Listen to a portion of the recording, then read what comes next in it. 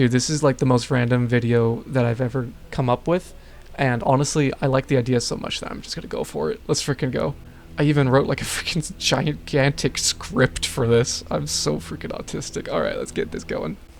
Alright, so here's how this video is going to work. We'll start by looking at all of organic life on Earth, and then as I describe more and more characteristics about dragons, we'll narrow the focus down to a select few creatures. Let's get started. So first things first, I'm going to go over what we're not going to be considering when drawing comparisons to real-life animals. The first characteristic is diet. This is mainly because not all dragons have the same diet and lore, and it varies widely. The second characteristic is moral alignment. The reason for this is twofold. One is it varies widely across creative works, again, for dragons, and it is also very hard to compare such a concept to animals in real life. The third characteristic is the various accessory or tertiary aspects of their physical appearance. So this includes things like horns, spines, and other things that tend to vary a lot from dragon to dragon. The fourth characteristic is whether they are aquatic or land focused, mainly because, again, this varies quite a lot. And finally, we will not be comparing dragons and how they reproduce to other creatures in real life, again, because it varies a lot. Sometimes dragons breed naturally, and other times they just kind of just pop into existence. Alright, next up, we'll be going over the nice to have aspects of dragons. These are the aspects that won't suddenly make a real life animal super similar to a dragon, but these are things that are going to be like good tiebreakers or, again, nice to have. So the first of these characteristics is being reptilian. Yes, many if not all dragons are reptilian, but usually this is among the least interesting aspects about them, and this is why it won't be an important characteristic and only a nice to have. The second of these characteristics that we'll be considering nice to have is the existence of legs, more specifically 4 legs, since dragons are known for having 4.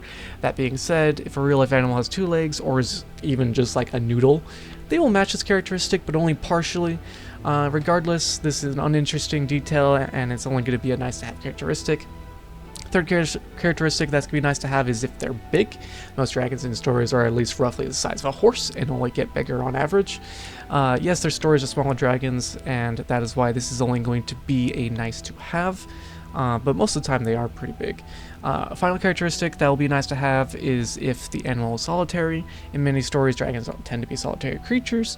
However, they can also not be solitary and even might be incredibly social, so again, this is why this will only be a nice to have.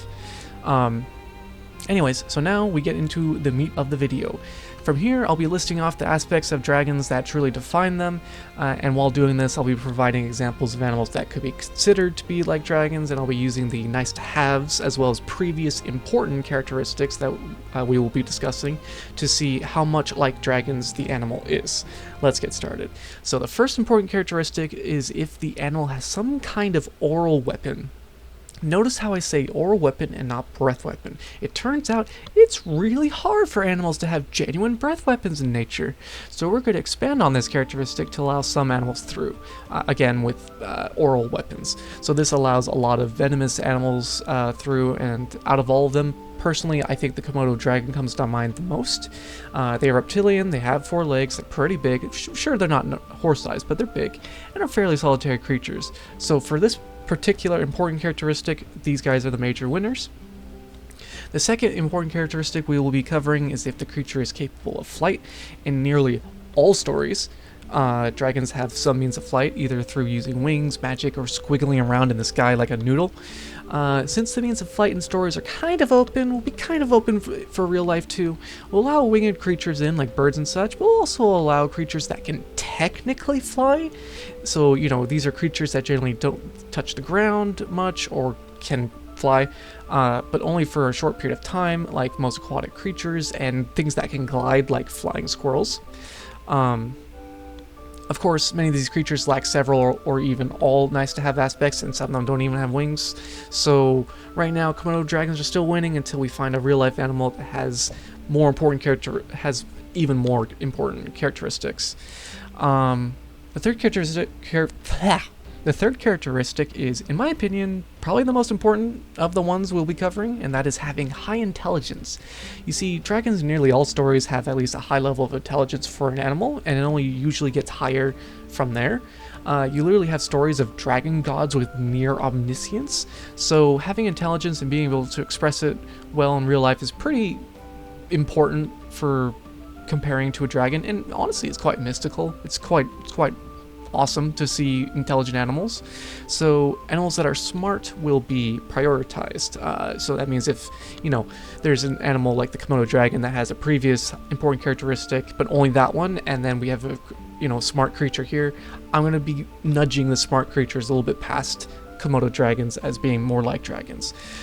So this will include creatures like monkeys, apes, dolphins, orcas, crows, parrots, elephants, pigs, octopi, octopuses, octopi? Yeah, rats, and canines. Probably not the household variant of canines, though. It will not be including humans because, frankly, that's cringe and boring. That's mainly the only reason why. From this, we can see that orcas, dolphins, crows, parrots, and octopi not only have this characteristic, but one of the previous ones as well. So for orcas and dolphins and octopi, they can technically fly, because they're swimming in the water and they're not really touching the ground. And crows and parrots can actually fly. Meanwhile, octopi also, while not having a breath weapon specifically, have something that behaves a lot like one. So, out of nowhere, octopi, octopuses are starting to look pretty darn good right now, and suddenly Komodo dragons are starting to get left in the dust. They're still being considered, but they're starting to look not a lot less like what a dragon would be. So let's move on to the next important characteristic. The fourth characteristic is the preference towards shiny things. Let's be real, when you first think of a dragon, you think of them sitting on a hoard of gold. Sure, there's stories of them just vibing as a normal animal, but it's just too traditional to ignore, and it's very unique. In real life, there are some animals that share this preference too. It also turns out that two of them are already being considered very, very heavily from the previous characteristics, that being crows and octopi. For crows, there's stories of them yoinking shiny things from people, or even giving them to people as gifts. While that may not be resting on a hoard of gold, at least they appreciate shiny objects. Meanwhile, for octopi, they also share this characteristic, but it seems to be more out of inherent curiosity than anything else. Still, I'll give this important characteristic to the both of them, but I'll give it to crows just a little bit more because I think it matches with them a little bit more. And finally, the last important characteristic that I can think of is that dragons tend to be very symbolic to humans. Usually they symbolize greed or the big bad that needs to be taken down. Other times they can also be ambassadors of reason or even virtue. It depends on the story, of course. These latter symbols, again, aren't as common, but it's clear that dragons are fairly symbolic. So, let's take a look at the ones that we've been considering so far and see who are also symbolic. And it turns out, crows are fairly symbolic. They are often associated with death, darkness, and bad omens, and are found in popular works such as those from Shakespeare. I'm sure that many people may be aware of that in particular. Granted, I do strongly disagree with the symbolism and think that crows have been given quite the shaft when it comes to literature, but that doesn't detract from the fact that they are very clearly used as symbols in stories. I'll also give this to octopi, because tentacles and eldritch beings tend to be derived from creatures like octopi, and in addition, they tend to be associated, like the creatures themselves tend to be associated with mystery and intrigue, as well as the mind, kind of like psychic stuff. So I think we've built up a little bit of a list. To recap, we've got Komodo dragons, monkeys, apes, dolphins, orcas, crows, parrots, elephants, pigs, octopi, rats, and a good chunk of canines. However, it is very clear that octopi and crows have more going for them than the rest. Between these two, we kind of have to look at the nice to haves to kind of get a better idea of what's going on, so let's do that. To see which one is more like a dragon. Crows are not reptiles, and they aren't big, but they do have 2 legs and are solitary, so I'll give them that. Octopi are not reptiles and just straight up don't have legs, but they can be big and are solitary.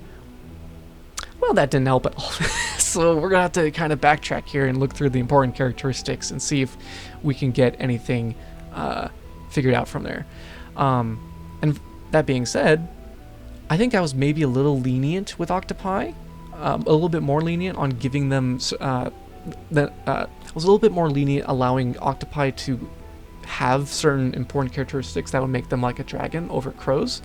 For example, I gave octopi credit for flight, but again, in reality, they only swim. It's not real flight, it's more like technical flight. Meanwhile, crows have literal wings and can fly. And it is with that that I think crows push their way to being the most dragon-like creatures on the earth. Yeah. Crows. Those derpy, hoppy birds you see on the internet. I cannot wait to see the comment section.